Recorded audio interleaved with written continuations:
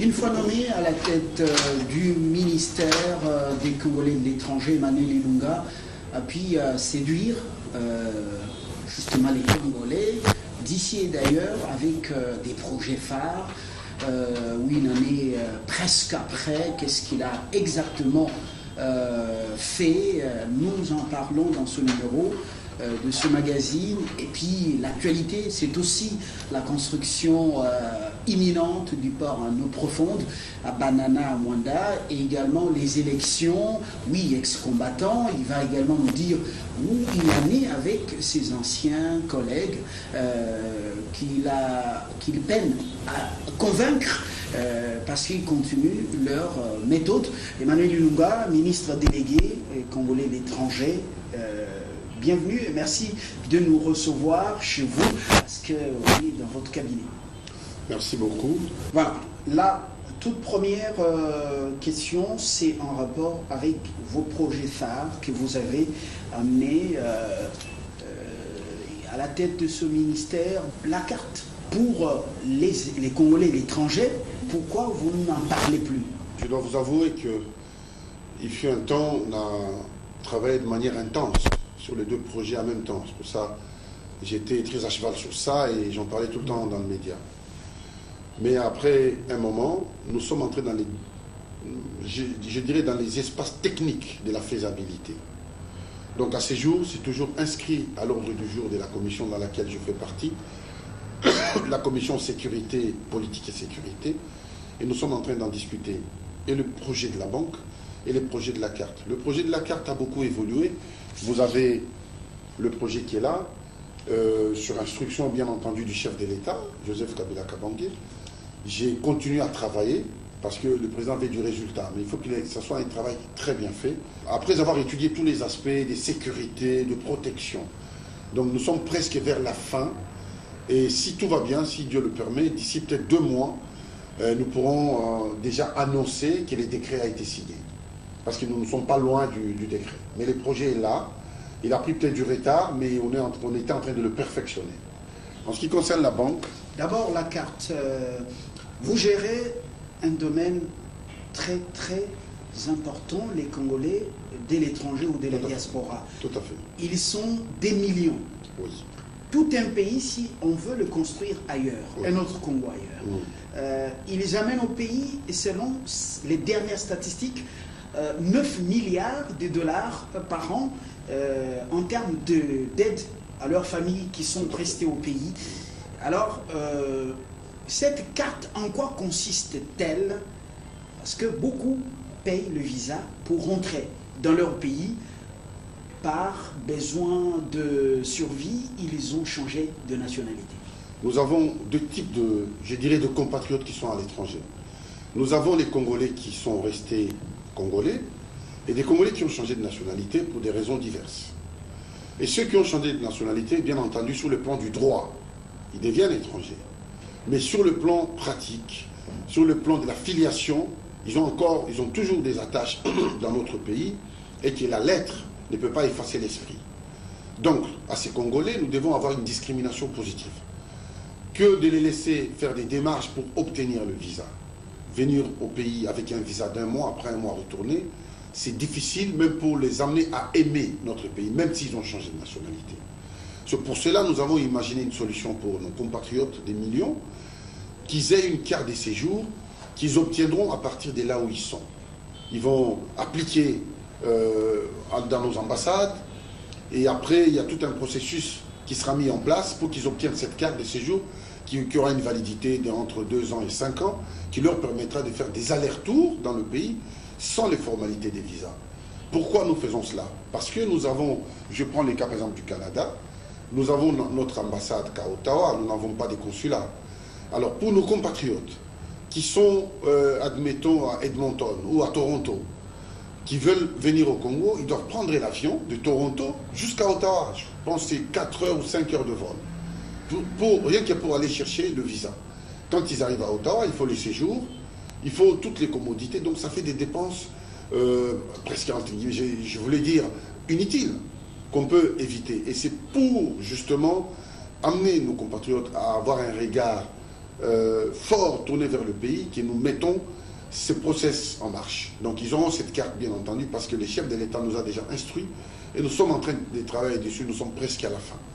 Et d'ici quelques temps, je vous annoncerai que les décrets ont été signés et la première carte a été distribuée à nos compatriotes, à leurs enfants, à leurs conjoints ou conjointes.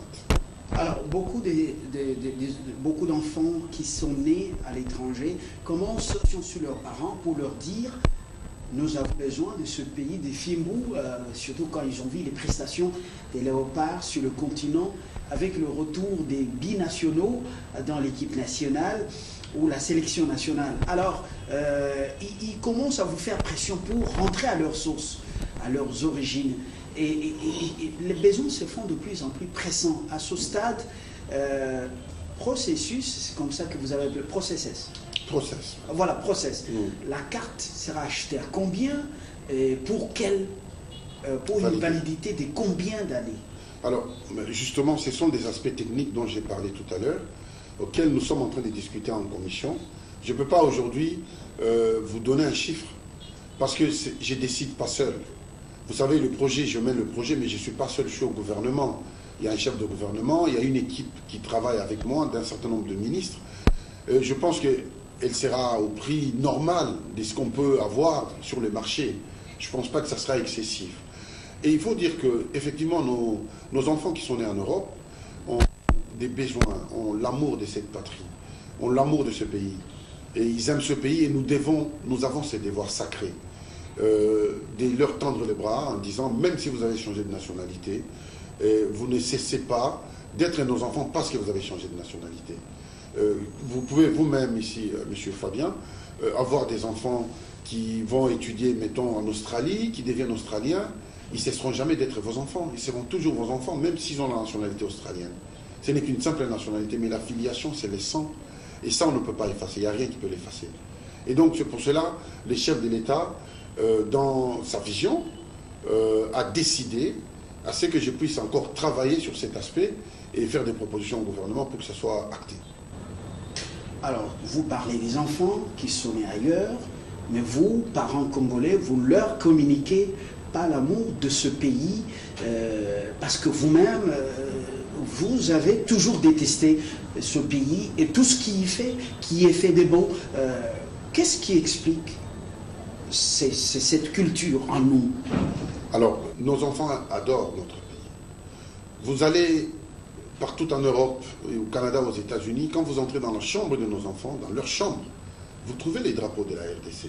Drapeaux, des fois même, ils ont fait des draps, des couettes avec les drapeaux de la RDC. Alors que, pour certains, ils n'ont jamais mis les pieds dans notre pays. C'est vous dire que cet amour est inconditionnel. C'est plus fort que l'argent, c'est plus fort que tout. C'est un amour, le patriotisme ne peut pas être défini parce qu'il est insaisissable. Il naît au fond de soi-même et il contrôle l'émotion, les sentiments, il transcende. Quand vous voyez dans notre équipe nationale des Congolais qui sont nés en Europe, qui n'ont jamais été au Congo, qui sont allemands, anglais, mais qui acceptent de venir jouer dans notre équipe nationale pour soulever notre dignité. Vous comprenez? C'est l'amour de la patrie. Donc à ce moment-là, ils ne se considèrent même pas comme anglais, comme belges, comme tout ce que vous voulez, ils se considèrent comme congolais. Ils sont sous le maillot du Congo. Vous imaginez? Alors à ces Congolais-là même, on interdit de leur donner des cartes des résidents. C'est très grave. C'est même une faute grave si on ne le faisait pas. Et donc, nous avons décidé de le faire, et je pense qu'avec l'aide des dieux, et comme le chef d'État lui-même nous a fait signifier, il nous a instruit, quand on vous instruit, c'est un ordre et nous sommes en train d'y travailler. Alors, avez-vous les dernières statistiques des Congolais de la diaspora? Nous sommes au nombre de combien? Alors, vous savez, les statistiques, j'ai demandé les statistiques dernièrement à nos missions diplomatiques. Alors, nous avons plusieurs sources de statistiques. Si nous nous fions à nos missions diplomatiques, nous aurons qu'il y ait des Congolais qui sont venus à l'ambassade et qui se sont inscrits à l'ambassade. Il y en a très peu. Parce que les Congolais qui s'inscrivent à l'ambassade ne sont pas nombreux. Ils viennent à l'ambassade quand ils ont des problèmes. Alors, si je me fie des statistiques de ceux qui sont inscrits à l'ambassade, je prendrai en France l'ambassade à peu près 400 000, en Belgique à peu près 300 000, et ainsi de suite. Donc, j'aurai environ, dans l'espace européen, 2 millions, 5 à 3 millions. Mais quand je prends les statistiques des différents ministères de l'Intérieur, donc au travers le HCR, dans l'espace Schengen, j'ai 4 800 000. Et quand je prends l'Europe, la Russie et l'Europe du Nord, qui ne sont pas dans l'espace Schengen, j'ai dans les 7 100 000 à peu près. Alors quand je vais en Amérique du Nord, donc le Canada, les États-Unis et légèrement le Brésil, donc on arrive à 3 200 000. Donc alors là on arrive, qui est les deux continents, on arrive dans les 10 800 000. Et, donc, sans compter l'Afrique. Sans compter l'Afrique, bien entendu. Donc dans le monde entier, on pourrait être, les Congolais justement qui vivent ailleurs, à 20 millions par exemple. C'est l'estimation aujourd'hui, l'estimation, parce que quand vous rentrez dans la base des données des Nations Unies, vous avez une estimation de 2006. En 2006, ils ont estimé le Congolais à 7 à 8 millions. 7 millions à 8 millions, en 2006. Nous sommes 10 ans plus tard, ou 12 ans plus tard, je pense que les chiffres plutôt a doublé ou triplé. Donc nous sommes dans ces eaux-là. Et parlant des Congolais de l'étranger, il faut parler aussi de nos enfants, c'est-à-dire ils sont inclus. Or, quand vous avez, mettons, 6 millions de Congolais, et vous prenez 3 personnes par famille, vous aurez tout de suite 10 millions, parce qu'il y a un Congolais qui est marié à minimum 2 à 3 enfants, maximum 4 enfants. Donc si on met tout ça ensemble, on est dans les 16 millions à peu près. Annuellement, on évalue jusqu'à 9 milliards cette intervention des Congolais diaspora, intervention financière auprès des familles au pays. Alors, vous avez suggéré l'idée d'une banque des Congolais de la diaspora ou de l'étranger. Où en sommes-nous? C'était une opération de séduction des Congolais d'ici et d'ailleurs. On ne vous sent plus dans ce secteur. Il est normal lorsque vous lancez une machine, vous expliquez quand vous lancez la machine, et au milieu vous expliquez, mais il faut expliquer maintenant. Vous avez lancé l'idée, la machine n'a jamais été lancée. Le travail se fait, parce que c'est un travail purement technique. Hein. Vous savez, construire une banque de la dimension que nous voulons le faire, d'abord l'idée, ce n'était pas mon idée. Quand vous regardez les discours du chef de l'État sur l'état de la nation, il avait lui-même proposé à nos compatriotes qui ont acquis notre nationalité de mettre tout en œuvre pour d'abord leur faciliter le retour et en plus pour que leurs investissements soient visibles dans le pays. Donc c'est l'intonation, l'impulsion vient du président de la République lui-même. Ça ne vient pas de moi. Et donc nous, on a embrayé sur l'idée du chef de l'État. C'est comme ça qu'on a mis en place cette idée de la banque et on est en train d'y travailler. Aujourd'hui, nous avons, à notre niveau, au niveau de la RDC, nous avons presque finalisé les statuts. Tout a été fait. Maintenant, nous avons besoin de ce qu'on appelle, dans les langages, des actionnaires des références.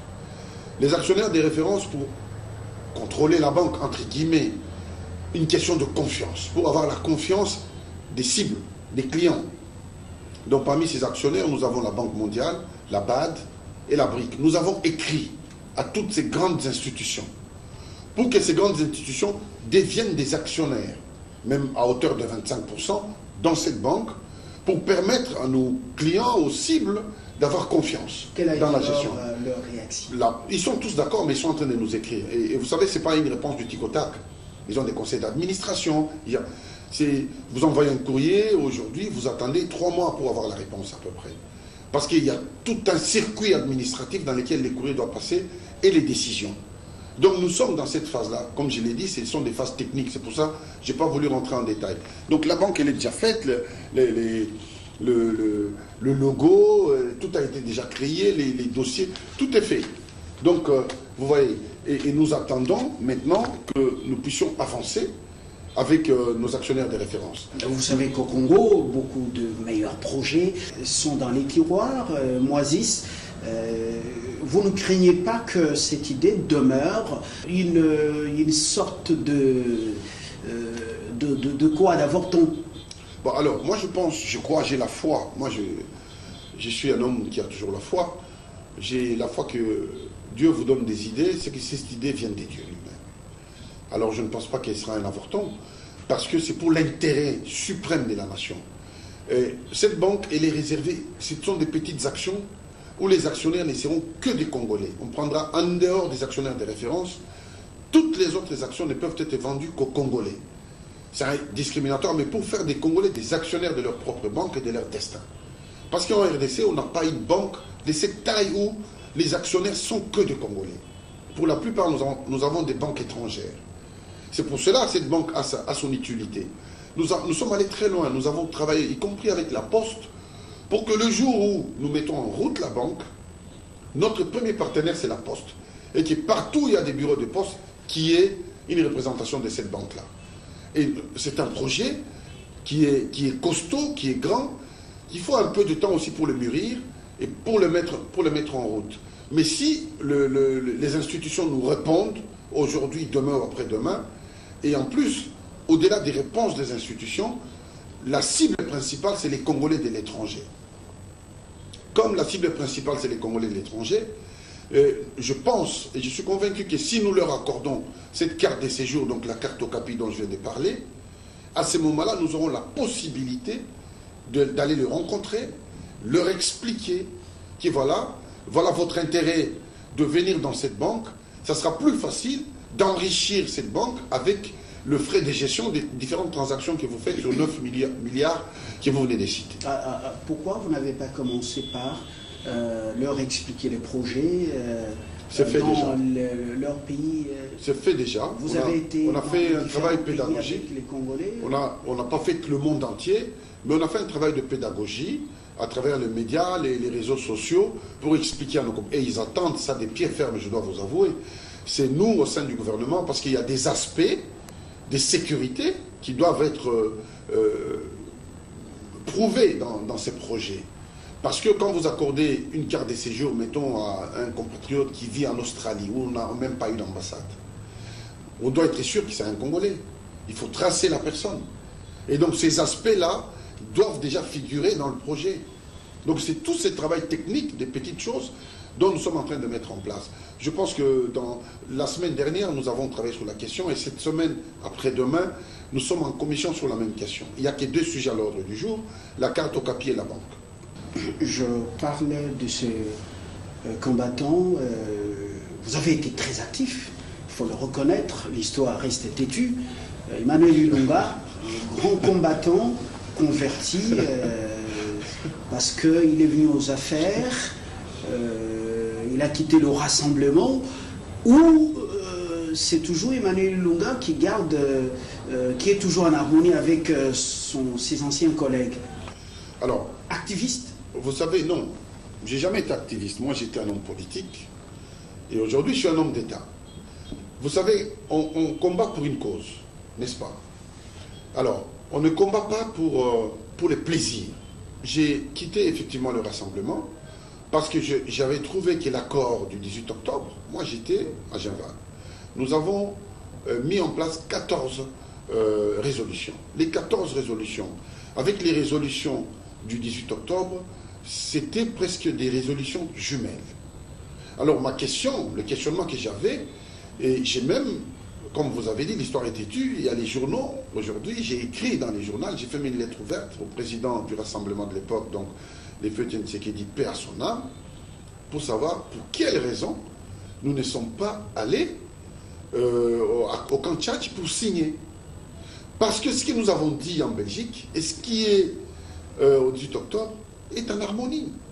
Ou on fait les combats parce qu'on n'aime pas la tête de la personne, ou c'est un combat d'idées, et que si mes idées trouvent un espace d'existence, à ce moment-là, ce combat n'a plus raison d'être. C'est comme ça que j'ai rejoint le gouvernement, parce que je trouvais que l'accord était bien fait et que rien n'est parfait dans une société. Nous pouvons nous mettre ensemble pour bâtir quelque chose de nouveau. Je vais encore plus loin. Vous savez, dans certaines sociétés, d'abord les Occidentaux eux-mêmes, pour arriver au format des démocraties qu'ils ont aujourd'hui, ils ont mis combien de siècles? 20 siècles. Bon, voilà. Discours normal, et encore, non, c'est pas un discours, ça c'est une réalité. En 1789, lorsqu'ils ont exécuté le roi, pour arriver à un État stable, ils ont mis presque un siècle, parce que c'est en 59 à l'arrivée du général de Gaulle. Vous comprenez que ce n'est pas aussi simple de construire un État et une certaine stabilité, parce qu'il faut bâtir les esprits, arrêter les combats des personnes, contre une personne, contre un individu, à chaque moment marteler contre un... Non, il faut à un moment donné regarder les intérêts suprêmes de la nation en se disant ensemble nous pouvons faire bien des choses. Très bien, alors Voilà. Emmanuel Ilunga, vous peinez à convaincre la diaspora en ciblant leurs leaders que vous connaissez très bien et en leur tenant un discours réaliste comme vous le tenez et les amener à adhérer à cette vision des choses. Vous savez, je vous coupe pas. Stade, vous considère-t-il comme toujours constant ou traître? Vous savez, non, vous savez, dans la diaspora, il y a deux types de Congolais. Il y a des Congolais qui sont en Europe, qui ont fait des études et qui ont compris. C'est même la majorité. On a parlé des 16 millions. Mais quand on va dans les réseaux sociaux, on voit qu'il y a 2 personnes, 3, 4 personnes qui s'expriment constamment. Mais les 16 millions sont silencieuses. C'est ça la majorité silencieuse. Et ceux-là, ils ont un travail, ils ont une vie, ils ont la famille. Pour la plupart qui parlent, qui ne font que crier et porter des tenues militaires, ce sont des gens qui ont complètement échoué leur vie. Et non seulement la société ne peut pas les raisonner, c'est pas moi en tant que ministre qui va raisonner ces gens, ils vont comprendre. Mais parce que vous voulez quoi? Vous voulez construire un pays. Ils sont incontournables dans votre ministère. Ils ne sont pas incontournables. Le ministère n'est pas réservé à un petit groupe de gens. Les Congolais sont 16 millions avec des problèmes divers. Il y a des Congolais en prison, il y a des Congolais condamnés à mort, il y a des Congolais qui ont besoin de bourses, qui doivent aller étudier. J'ai beaucoup de Congolais, des problèmes des Congolais que je traite, qui n'a rien à voir avec les combattants. Les combattants, quelques combattants qui aujourd'hui sortent la tête de l'eau, ils sont entre la Belgique et la France. Vous ne les voyez pas en Norvège, vous ne les voyez pas en Suède, alors qu'on a beaucoup de Congolais là-bas. Donc ça veut dire, j'arrive, et bien entendu les messages... Vous normalement comme par le passé. Non, mais moi je me promène normalement, il n'y a aucune personne qui peut oser m'interdire. Je ne vois pas au nom de quelle volonté ils peuvent oser. Ils ne peuvent même pas oser. Et pourtant, vous êtes le ministre délégué de ces Congolais. Ben, croyez-vous que quand vous êtes dans un pays, parce que, mettons, vous êtes le ministre de l'Intérieur et que tout le monde vous obéit, tout le monde vous aime, parce que vous êtes le ministre de l'Intérieur. Élection, on en parle, c'est l'avant-dernier sujet. Les Congolais d'étrangers veulent voter. Vous croyez en ces élections le 23 décembre 2018, comme beaucoup des Congolais des étrangers, et eux, qu'est-ce qu'ils vont faire? Où en êtes-vous avec le processus de leur enrôlement? Qu'est-ce qui est fait sur le plan logistique, technique, et même sur le plan sécuritaire à ce stade? D'abord, je demande à tous ces Congolais qui veulent voter, les compatriotes, d'aller dans nos ambassades s'enregistrer pour avoir une carte consulaire. C'est une première étape d'identification. Tous ceux qui n'auront pas de carte consulaire ne voteront pas. Et deuxième étape? La deuxième étape, c'est un travail que nous sommes en train de faire. Les Congolais qui sont à l'étranger ne voteront que sur l'élection présidentielle. Donc, nous pouvons même les enrôler la veille de l'élection présidentielle. Vous pouvez même les enrôler? Oui, la veille. Parce qu'ils ne voteront qu'à une seule élection. Ils ne seront pas candidats de l'extérieur parce qu'il n'y a pas de circonscription. C'est seulement le vote. Aller déposer un bulletin dans l'urne. Donc, la CENI, nous travaillons en très bonne intelligence avec la CENI. Et d'ailleurs, au Conseil des ministres, le vice-premier ministre, le ministre des Affaires étrangères, Léonard Sheokitundu, il a annoncé au Conseil de sécurité que les Congolais de l'étranger vont voter. Et c'est mon supérieur hiérarchique. Vous voulez que moi, ici, je vous dise le contraire de ce qu'il a dit. Parce qu'en disant ça, nous sommes au gouvernement, nous voyons le travail, comment il s'est fait, et nous sommes certains que le vote des Congolais de l'étranger va se faire. Et ils doivent attendre, le calendrier a été annoncé. Nous attendons le mois de juin. Pourquoi aujourd'hui les gens s'agitent? Parce qu'il y a des forces contraires. Chaque fois qu'on veut poser des actes qui sont bien, on a des bonnes intentions, il faut qu'ils viennent toujours mettre un bémol pour dire qu'ils sont incapables, qu'ils sont ceci, qu'ils sont cela. Et là, nous quittons votre statut de ministre délégué, oui, dans ce méga ministère des Affaires étrangères et intégration régionale. Emmanuel Ilunga, vous êtes leader d'un parti politique, oui. Un parti politique malétique, où il y a réellement pignon sur rue. On ne vous sent plus, vous êtes plus concentré en fonction des ministres. Mais c'est normal. Vous avez délégué le pouvoir à qui exactement? Oui. Et vous êtes dans quel regroupement politique? Très bien, mais d'abord c'est normal. Je suis soumis au devoir des réserves. Je suis membre du gouvernement.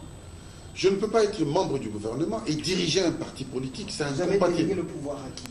Il y a le secrétaire général de mon parti qui est Moutiri, Flori Moutiri, qui est secrétaire général. Il y a Maître Stan Kalala à qui j'ai délégué le pouvoir de président par intérim, donc AI de l'ARP. Et nous avons dernières adhésions, vous avez combien comme statistiques mais je vous ai dit que aujourd'hui, ce n'est pas une question qui est prioritaire pour moi. Allez regarder les statistiques, combien nous sommes à gauche à droite. Mais quand il y a des grandes manifestations comme à Lubumbashi, vous avez vu dernièrement, dans l'Est, vous avez vu dernièrement, donc nous sommes présents partout, on organise des manifestations, on organise des séminaires de formation, y compris ici à Kinshasa. Et donc, nous travaillons, les élections vont déterminer le poids de chacun. Nous allons aux élections. Parce que c'est à ce moment-là que les gens sauront qui a un parti et qui ne l'a pas. Vous êtes le transfuge du rassemblement aujourd'hui. Je ne suis pas transfuge. Vous êtes où? Non, les termes est à la majorité. Non. Moi, je suis un homme libre. Je suis pas transfuge. Je suis un homme libre. Je peux prendre des positions pour mon pays, même si cette position est contraire aux gens avec qui on a fonctionné ensemble. Moi, j'ai trouvé que l'intérêt de mon pays, c'était de rejoindre l'accord du 18 octobre. J'ai trouvé, et je sers mon pays jusqu'à preuve du contraire. Au stade de regroupement politique, vous êtes de quel côté? Dans le regroupement politique, ça va se faire bientôt, vous les saurez, parce que pour l'instant, ce n'est pas encore public. Donc vous serez, ou vous êtes déjà avec la majorité? Mais écoutez, là, à ces jours, par rapport aux élections qui arrivent, la majorité, on n'est pas en totale contradiction.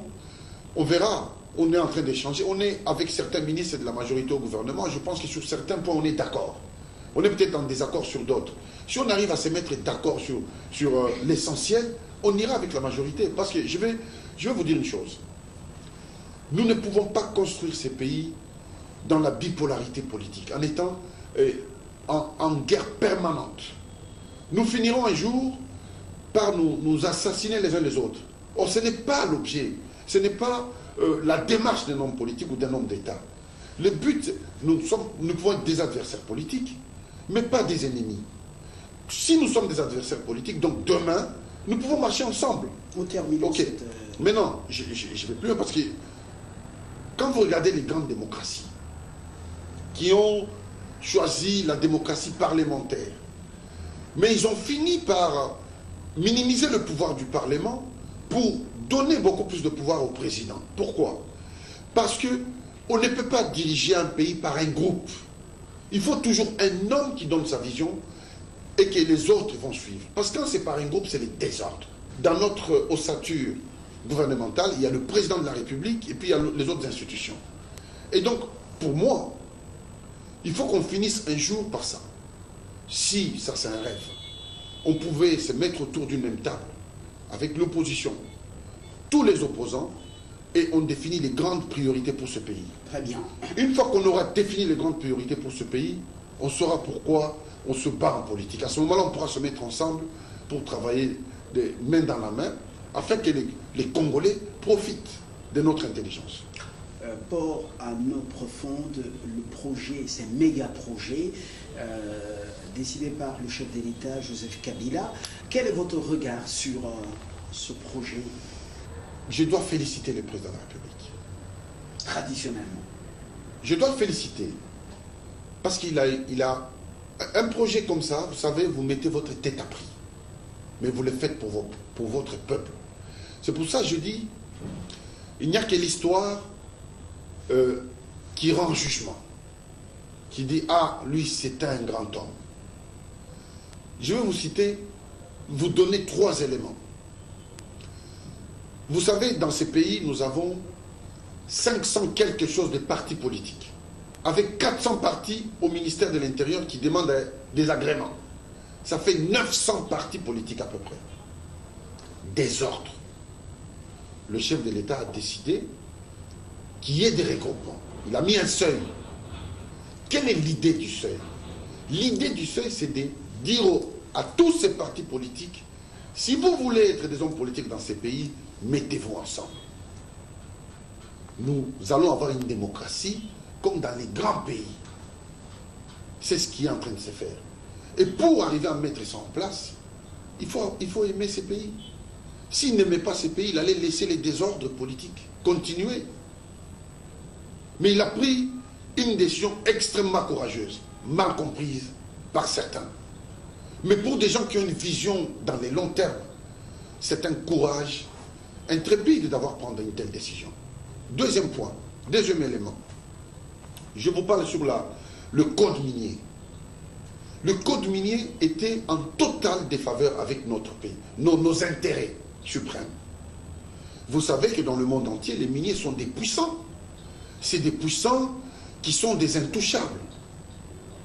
Alors, et en plus, quand ils viennent chez nous, ils pensent qu'ils viennent dans un terrain conquis. Ils ont eu une réunion de 8 heures avec les chefs de l'État. 8 heures. Tous les puissants devant. Le président est resté ferme. Ferme. Et il a promulgué, il a signé, on a promulgué les codes miniers, la loi en question. Alors, quand un homme prend de telles décisions, ça ce sont des très grandes décisions, ce n'est pas des grandes décisions. Parce que les implications de cette décision changent même le poids de ces pays. Quelqu'un qui n'aime pas ces pays va dire, bon écoutez, j'ai décidé comme ça, donnez-moi l'argent, je mets dans ma poche. Mais il a mis encore une deuxième fois sa tête à prix. Vous comprenez? Troisième axe. Donc, ça, je rappelle à nos compatriotes, parce que, vous savez, nos compatriotes, ils passent leur temps à insulter, à ne même pas regarder ce que la personne fait de bien. N'est-ce pas? C'est des très grandes décisions. Troisième élément, le port en eau profonde. Vous savez que c'est un projet qui date depuis 1958. Et aucun président n'a eu le courage de le mettre en pratique. Parce que les implications stratégiques, géostratégiques, font que quand vous touchez à ces sujets-là, c'est comme une toile d'araignée. Ça bouge de partout dans le monde entier. Il faut avoir un courage d'ange pour le faire. Le président a décidé, il a instruit le vice-premier ministre Makila de le faire.